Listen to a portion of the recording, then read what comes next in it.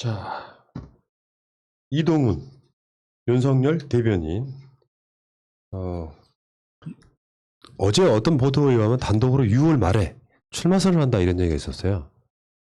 뭐 7월 초라고 하는 데도 있고 윤석열이 나온다는 건데, 이동훈 씨는 좀 안 된 이야기지만, 예, 검찰이라고 하면 그 자들 자체가 엘리트가 아니라 내가 엘리트라고 생각하는 엘리트주의자들이에요.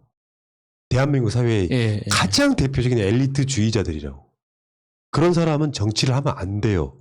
그래서 그 검사 같은 걸 하고 나온 사람들도 변호사라는 기간을 몇 년 거친 뒤에 이 검찰 칼잡이에 물을 빼고 정치권에 오는 게 정상이에요. 갓 검찰총장을 문재인 정부 흔들기만 하다가 나온 자가 정치권에 나오는 것이 지금 이렇게 계속 막 딜레이 되고 막 뭘 임명하고 하는 과정들이 있잖아요. 이게 어떻게 보이세요? 내가 봤을 때는 당당하게 못 나오고 지금 쭈뼛쭈뼛하고 있는 거야. 예. 기사마다 단독이 다 달라. 6월 말이라고 했다가 7월 초라고 했다가.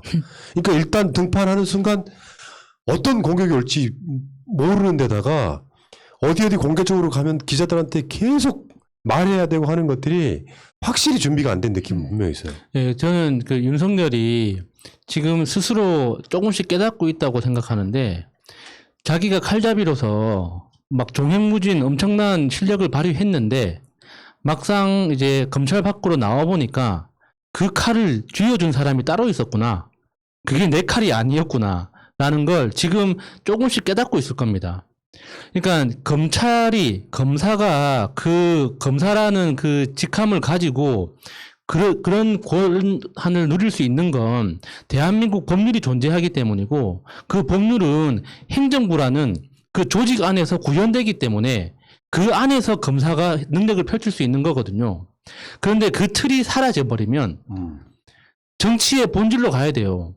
정치는 남 보고 따라할 수 있는 게 아니거든요. 선배가 간 길로 내가 간다고 해서 똑같은 결과가 나오는 게 아닙니다. 행정조직에서는 그 정해져 있지 않습니까? 내가 형사부로 가면 어떻게 해야 최고다. 내가 특수부로 가면 어떻게 해야 최고다라는 게 선배들한테 전해져온 노하우 그대로 따라하기만 하면 돼요. 근데 정치는 내가 이해찬 대표를 닮고 싶다 해서 이해찬 대표가 갔던 그 길을 그대로 갈 수가 없는 거예요. 모든 정치인들은 고유한 자기만의 길을 만들어 나가야 되기 때문에 크든 작든 스스로 고민하고 결단을 만들어내야 되거든요. 그런데 수십 년 동안 한 번도 자기 결단을 안 해본 사람이 이렇게 큰 중요한 결단을 어떻게 하겠습니까? 내 말이요. 겁나는 거지. 공무원 중에서도 가장 강력한 힘만 주어져서 검사한테 협상이나 타협이 있습니까? 눈사롱과 표적수사는 있을지언정 없단 말이에요. 그러니까 엘리트주의자는 민주공화국의 수장이 되면 안 된다는 건 불문율 같은 거예요. 그건 우리가 알아야 되는 거고, 민주당 내에서도요 계속해서 그런 얘기를 해야 돼요. 문재인 정부의 뭐 안 좋은 수사만 하더니 결국은 대선 나오려고 그랬냐라는 아젠다를 다시 한번 띄워줘야 돼요. 그렇게 대처하는 거죠. 네. 그걸 각인시켜야지. 저쪽에 야권의 대선 주자로 그냥 받아들이는 워딩이 되면 안 된다고 생각을 하고요. 이제 기자들이 해야 될 일 중에 하나가 조국 장관이 정확하게 짚었는데, 페이스북을 한번 볼게요. 김대중 대통령 기념관을 윤석열이 가서 뭐 11일 날인가 가서 이렇게 방명록 썼던 거, 또 거기에 대한 비판도 있던데 그건 하고 싶지는 않고요. 기자라면 김대중 도서관을 방문한 윤석열 씨의 사진을 받아 보도하는데 급급할 것이 아니라 6.15 선언에 대한 그의 입장을 물어야 하지 않는가. 그렇죠. 6.15 즈음해가지고 김대중 도서관을 갔는데 거기에 대해서 윤석열이 썼다는 방명록이나 말만 보도가 되지 6.15에 대해서 입장을 물어보는 기자가 없다는 게 심각한 문제라는 거죠. 윤석열이 6.15 선언의 그 내용을 알고 있을까도 궁금해지네요. 과연 그 당시 6.15 선언을 했었던 그 당시에 그 김대중 대통령의 카운터 파트너가 김정일 위원장이었는지 김정은 위원장이었는지 그죠? 한번 물어보는 것도 재밌을 것 같네요. 대충 알고 가긴 했을 것 같은데 사실은 이 사람의 행보에 깊이가 보이지 않는다는 게 가장 큰 문제거든요. 이걸 김대중 도서관을 가든 어디를 가든 간에 뭐 방명록에 무슨 지평선이 어쩌고 쓰는 것부터 시작해가지고 하나하나 뜯어보면 이 사람은 진짜 안 될 사람인데 도대체 30%는 어디서 나오는 것인가. 계속 급으로 맞춰져서 이렇게 해주면 안 된다는 생각이 강하게 듭니다. 그 패널방에 있는 이거 그 방명록 사진 한 장만 이따 올려주실래요? 지평선.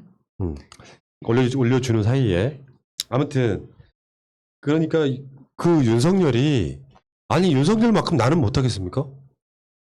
대선 주자라는 게 뭐예요?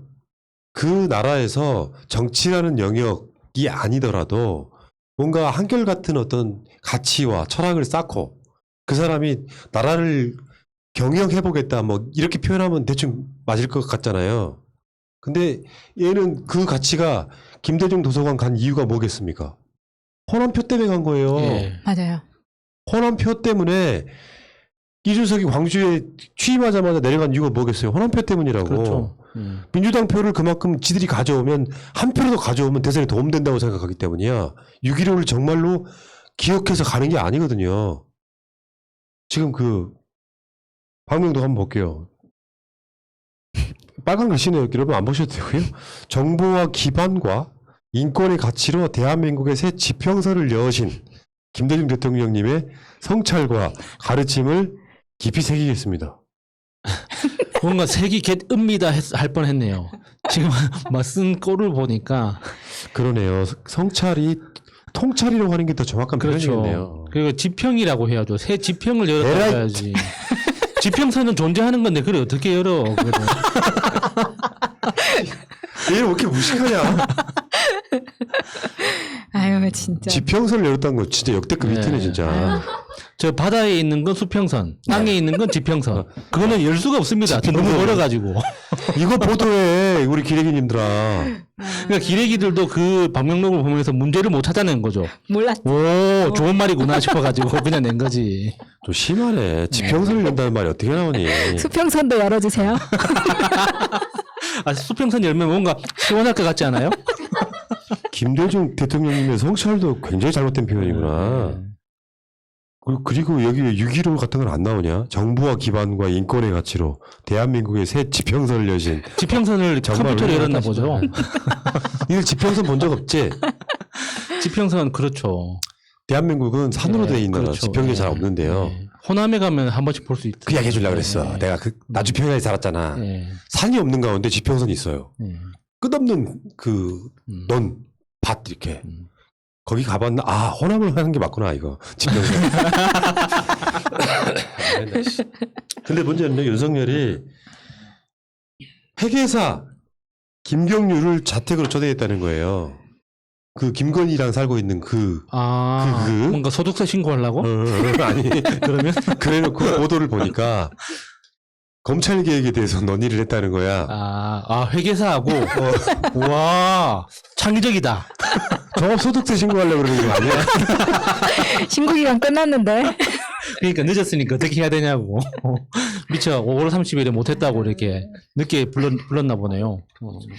삼풍백화점 무너진 자리에 지은 아크로비스타. 아크로비스타. 거기에 살고 있는 거죠. 뭐 자택으로 초대해서 식사를 했다고 하는데 밥은 누가 해줬을지 궁금합니다. 짜장면 시키면 되지 뭐 해주긴 뭐 해요. 대민에서? 짜장면은 10원이죠.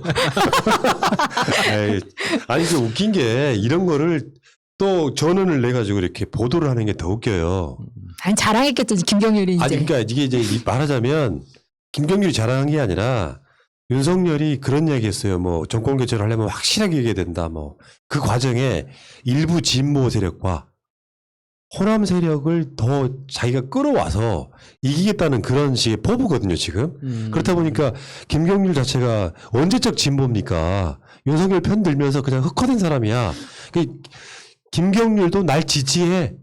이런 정도의 이미지를 얻기 위해서 초대를 하는 거거든요. 근데 그 김경률 씨를 뭔가 진보의 어떤 세력이라고 대표하기에는 좀 하찮은 느낌이지 않습니까? 많이 하찮죠. 그러니까 제가 참여연대에 대해서 굉장히 애정이 깊은 하여튼 18년차 회원으로서 김경률 회계사의 그 노력은 가상하게 생각하지만 그 이후에 넘지 말아야 될 선을 너무 많이 넘어버렸어요. 그래서 이 사람을 과연 진보 세력의 어떤 이미지로 사용하는 게 과연 이게 합당한 건가? 우리는 좀 이상하거든요. 그러니까 그게. 이것도 잘못 짚은 거야. 분석이 틀리니까 항상 결론이 이렇게 나옵니다. 네. 김경률 뭐 알아주지도 않는 거예요. 그냥 조국 흑사를 썼다는 이유만으로 그 중에 한 명이라는 이유만으로 차라리 서민을 데리고 가지. 그게 훨씬 더 효과가 좋을 것 같은데. 그러니까 이런 짓을 하고 있어요. 점스러운 거지 사실은. 이게 집으로까지 불러가지고 식사하고 그걸 보도를 내고 이런 짓을 계속 하고 있다. 윤석열은 지금 사실상 국민의 힘과 뭐 입당을 할 것이냐, 언제까지 입당할 것이냐, 뭐 이렇게 이준석하고 지금 밀당하고 있거든요. 윤석열 측하고 이렇게 밀당을 하고 있고 또 이준석 쪽에서는 안철수 쪽과 또 밀당하고 있잖아요. 예. 합당을 한 해만에 이렇게 밀당을 하고 있잖아요.